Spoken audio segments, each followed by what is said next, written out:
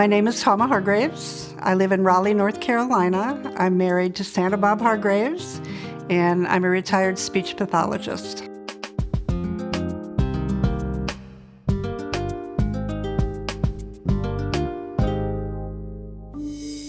I ended up finding a little bump on the left side of my neck.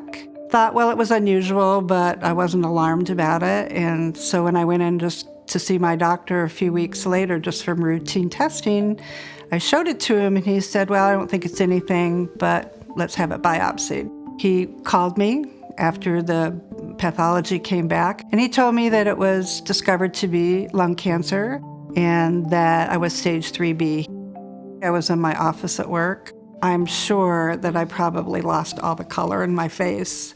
And I had an office mate, and I put the phone down, and she said, what? And I said, I have to go. They said, I have lung cancer. I was 58 years old. My mother died when she was 62, and I thought, I'm going to outlive my mom. I thought sure I would, and then all of a sudden I may not. I knew how bad it was. I knew the statistics were not good about lung cancer. Back then it was about 15% survival for 5 years. By the time I got to UNC Cancer Hospital and this doctor offered me the clinical trial, I decided, what do I have to lose? It might help somebody else by going through a clinical trial if it was successful. It was a very aggressive trial. And what it entailed was 2 very deep chemo treatments, like 3 weeks apart. And then after that, 7 weeks of radiation treatments, and also have lower dose chemo. After all the radiation and chemo were done, I took a targeted therapy drug until August. He took me in the room 9 months later and he said to me, what was there is essentially gone. So I was very excited. And life was good. I was very glad I did it. I recovered quite well. I struggle now, though, knowing mine was successful and knowing so many lung cancer patients who have not been so lucky.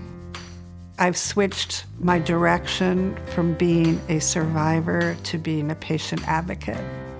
When I retired in 2014, they were starting a new program called Patient-Lay Navigators, and we were trained to being patient advocate where you could go in with the team, including the oncologists and the nurses, and meet with patients. Now I can give back to the place that saved my life and also give to patients who are now newly diagnosed, give them some hope.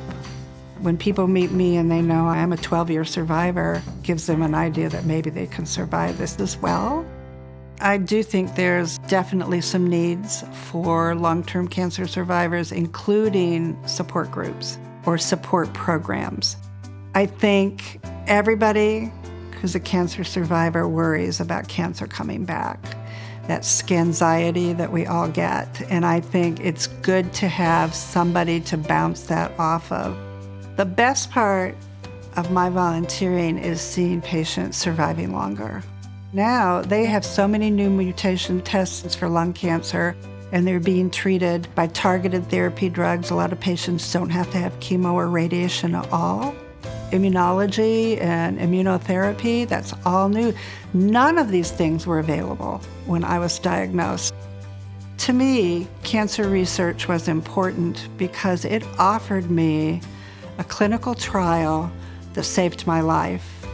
And now what I'm seeing is cancer research is moving on and providing other people like me the opportunity to survive.